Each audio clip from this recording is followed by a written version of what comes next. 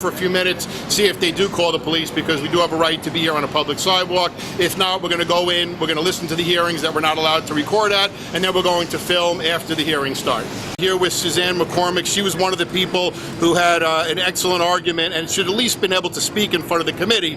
But so far we're halfway through the committee, and everybody but one person was an attorney. So it's interesting that this is a hearing about attorney misconduct, yet who do they have speak? The attorney. So I'm going to let Suzanne, she's going to say what she wanted to say if she was in front of the hearing. Here you go, Suzanne. Okay, this is in regard to an estate of my husband's, and it was around close to a $50 million estate. I never got my full marital deduction. I didn't get hardly any inheritance. And it involves Bankers Trust Company, who was supposed to be the lead executor, and they weren't on the letters testamentary. We found that out. They had the wrong name, so actually they had no legal authority. It involves Win Rutherford of White & Case, who drafted the will. They came to our home many times, went over the will with us, and basically tossed it. They didn't go by the will at all.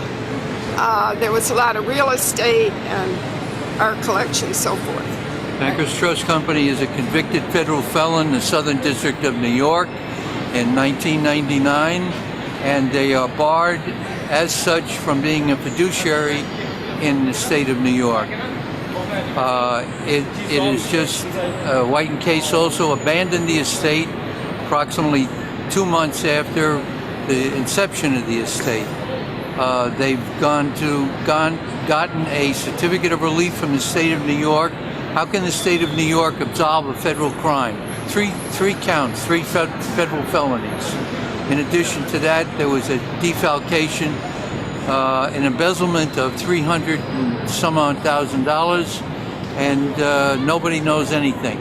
They got a bookkeeper, and that was the end of it. You know, there were many other things. The lawyers don't want to address the fraud on the court.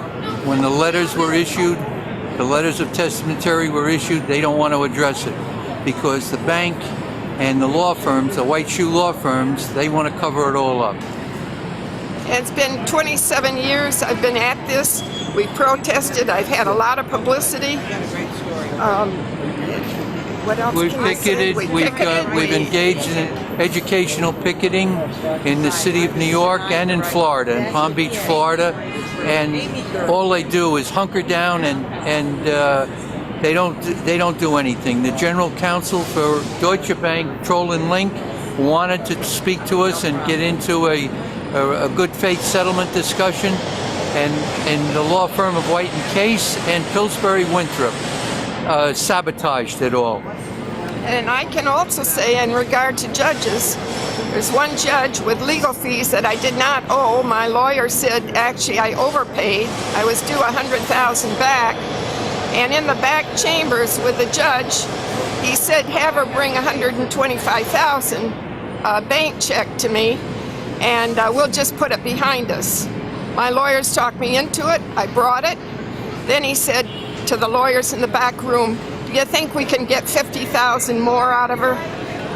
So then, actually, what happened is this judge cost me in the end $600,000. So this is what goes on with judges. And where do they put that money? Who gets it? Actually, the law firm that was suing me, they went bankrupt.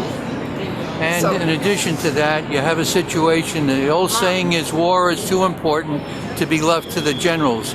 Well, law and the oversight of the law profession is too important to be left to the lawyers. It should be an independent body that has supervisory authority over all of them. My name is Linda Gilbo, Dr. Linda Gilbo. I'm here to hear the hearing. Attorney Alton Maddox